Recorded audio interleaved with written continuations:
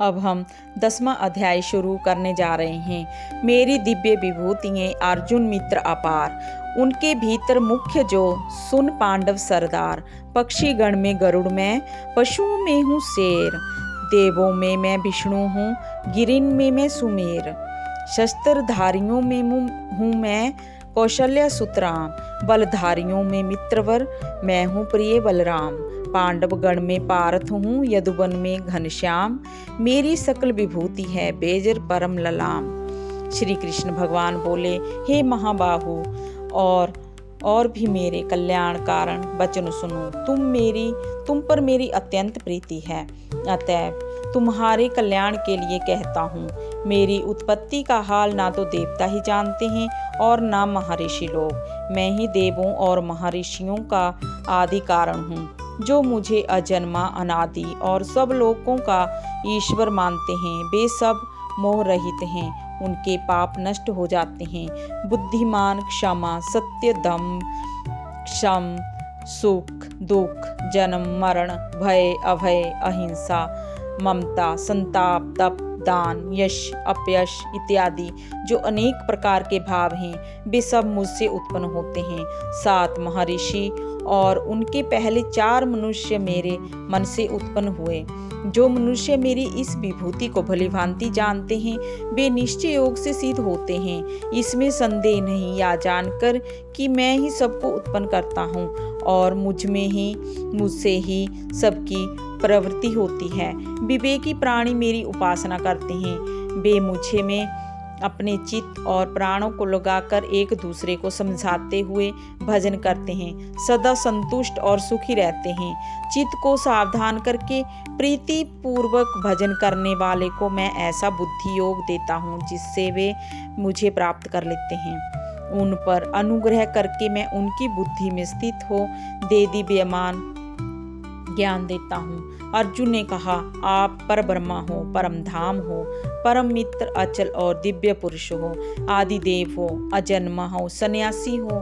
तुमको सब ऋषि, देव ऋषि, नारद, अमित, देवज्ञ और व्यास भी ऐसा कह गए, और स्वयं मैं वह तुम भी कह रहे हो। हे केशव, जो तुमने मुझसे कहा है सो सब सत्य मानता हूँ। हे भगवान, देवता और दानव इन दोनों ने ही तुम्हारे रूप को नहीं जाना है। हे सब चीजों के उत्पन्न करने वाले भूतेश, हे देव, हे जगतपते, हे पुरुषोत्तम, आप स्वयं ही अपने को जानते हैं। अतः आप अपनी गत दिव्य विभूतियों का हाल पूर्णतया वर्णन कीजिए, जिसके द्वारा आप इन सब लोकों में व्याप्त हो रहे हैं। चिंतन करता हुआ मैं आपको किसी प्रकार से जान सकता हूँ। आपका ध्यान किन किन भावों से करना उचित है। हे जनार्दन, कृपया अपनी माया और विभूतियों को विस्तार से कहिए। इस अमृत रूपी आपकी वाणी को सुनने से मेरा मन तृप्त नहीं होता है। श्री कृष्ण जी बोले, मेरा विस्तार तो अनंत है, तो भी मुख्य मुख्य विभूतियों को मैं तुम्हें सुनाता हूँ। गुण के समस्त भूतों के अंतःकरण में रहने वाला आत्मा मैं ही हूँ। मैं ही उनका आदि मध्य अंत हूँ। मैं ही आदित्यों में विष्णु, प्रकाशकों में अनेक किरणों से भूषित सूर्य, मरुद्गणों में मारीच, नक्षत्रों में चंद्रमा मैं ही हूँ। मैं देवों में, वेदों में सामवेद, देवों में विष्णु, इंद्रियों में मन और धृत मात्र में चैतन्य मैं ही हूँ। रुद्रों में शिव, यक्षों में कुबेर, अष्टवसुओं में अग्नि और पर्वतों में सुमेरु मैं ही हूँ। हे पार्थ, पुरोहितों में बृहस्पति, सेनापतियों में स्कंद और जलाशयों में समुद्र मैं ही हूँ। महर्षियों में भृगुवाणी हूँ, अक्षरों में ओंकार, यज्ञों में जप और स्थावरों में हिमालय मैं ही हूँ। वृक्षों में पीपल, देव ऋषियों में नारद, गंधर्वों में चित्ररथ, सिद्धों में कपिल मुनि, वेदों में अमृत से उत्पन्न उच्चैश्रवा, गजेंद्रों में ऐरावत और मनुष्यों में राजा मैं ही हूँ। धातुओं में वज्र, गौओं में कामधेनु, प्रजा की उत्पत्ति करने वालों में कामदेव और सर्पों में वासुकी मैं ही हूँ। नागों में शेषनाग, जलचरों में वरुण, पितरों में अर्यमा और शासन करने वालों में यमराज मैं ही हूँ। शुद्ध करने वालों में वायु, शस्त्रधारियों में राम, नदियों में गंगा मैं ही हूँ। हे अर्जुन, मैं सब प्राणियों का आदि मध्य अंत, विद्याओं में अध्यात्म विद्या और वाद विवादों में वाद मैं ही हूँ। अक्षरों में ओंकार, समासों में द्वंद्व, अक्षय कोख और चार मुख वाला ब्रह्मा भी मैं ही हूँ। सबको हरने वाली मृत्यु, भविष्य में होने वाले पदार्थों की उत्पत्ति, स्त्रियों में कीर्ति, लक्ष्मी, वाणी, स्मृति, मेधा, धृति और क्षमा मैं ही हूँ। साम वेद में ब्रह्मास्त्रसाम, छंदों में गायत्री, मासों में मार्गशीर्ष और ऋतुओं में बसंत मैं ही हूँ। यादवों में वासुदेव, पांडवों में अर्जुन, मुनियों में व्यास और कवियों में शुक्र मैं ही हूँ। दमन करने वालों में दंड, जय चाहने वालों में नीति, गोया पदार्थों में मौन तथा ज्ञानियों में ज्ञान मैं ही हूँ। और हे अर्जुन, भूत भाव का जो बीज है वह भी मैं ही हूँ। मेरे अतिरिक्त चराचर भूत कुछ भी नहीं है। हे परम तप, मेरी दिव्य विभूतियों का अंत नहीं है। यह विभूतियों का विस्तार मैंने संक्षेप में कहा है। जो जो वस्तु ऐश्वर्यवान, शोभायमान और ना यशवान है, उन्हें मेरे ही तेज के अंश से उत्पन्न हुआ जानो। यही जानो कि मैं अपने ही एक अंश से इस संपूर्ण जगत में व्यापक हूँ। 10वें अध्याय का महात्म्य।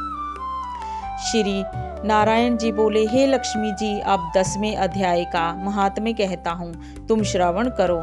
बनारस नगर में एक धीरज नाम का ब्राह्मण रहता था। एक दिन शिवजी के एक गण ने उसे ब्राह्मण को मरा हुआ पेड़ा पड़ा देखा और फिर शिवजी से जाकर कहा, हे स्वामीन, इसने कौन सा पुण्य किया है जिससे भली जगह मृत्यु पाई। इसको चारों बातें भली आवनी हैं। एक बनारस क्षेत्र, गंगा जी का स्नान, संतों तथा काशी विश्वनाथ जी का दर्शन, अन्न को छोड़ना, एकादशी का दिन।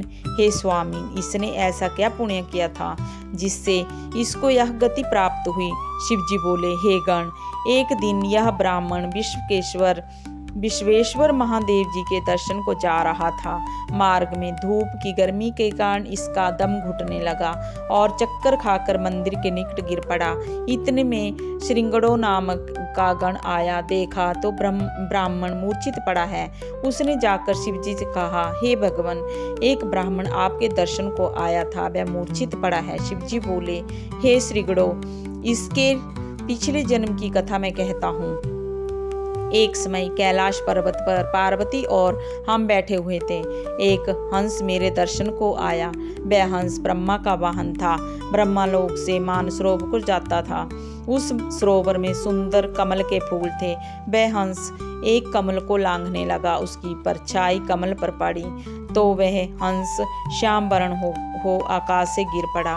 तब उसी समय उस मार्ग में मेरा एक गण आया। हंस को गिरा देख गण ने कहा, हे स्वामी, वह हंस आपके दर्शन को आया था, सो श्याम वर्ण होकर गिर पड़ा। गण मेरी आज्ञा से हंस को ले आया। मैंने पूछा, हे हंस, तू श्याम वर्ण क्यों हुआ? हंस ने कहा, मैं आपके दर्शनों को आ रहा था। मानसरोवर में कमल के फूल खिले हुए थे, उनको लांघ कर आया। उससे मेरी देह श्याम वर्ण हो गई और मैं आकाश से गिर पड़ा। कारण मैं नहीं जानता। या सुन शिवजी हंसे। तब आकाशवाणी हुई कि हे शंभु जी, कमलनी से पूछो, वह कहेगी। कमलनी ने कहा, मैं पूर्व जन्म में पद्यावती नामक अप्सरा थी। उस समय एक ब्राह्मण गंगा किनारे स्नान कर गीता जी के 10वें अध्याय का पाठ किया करता था। एक दिन इंद्र का सिंहासन हिला। तब इंद्र ने मुझे आज्ञा दी कि तू जाकर उस ब्राह्मण की तपस्या भंग कर। आज्ञा पाकर मैं उस विप्र के पास गई। उस विप्र ने मुझे श्राप देकर कहा, अरे पापनी, तू कमलनी हो जा। उसी समय मैं कमलनी हो गई। तभी से मैं गीता जी के 10वें अध्याय का पाठ करती हूँ। उसी से मेरा यह तेज है कि मुझको लांघने वाला काला होकर अचेत हो जाता है। हंस ने पूछा कि मेरा यह श्याम वर्ण कैसे श्वेत होगा और तूने इस कमल देह से छूटकर कैसे देव देही पाई? तब कमलनी बोली, जब कोई श्री गीता जी के 10वें अध्याय का पाठ सुनावेगा तब उद्धार होगा। तब एक ब्राह्मण ने सरोवर से स्नान कर गीता के 10वें अध्याय का पाठ किया और उस हंस तथा कमलनी से सुना। तब उनका उद्धार हुआ। हरे कृष्णा।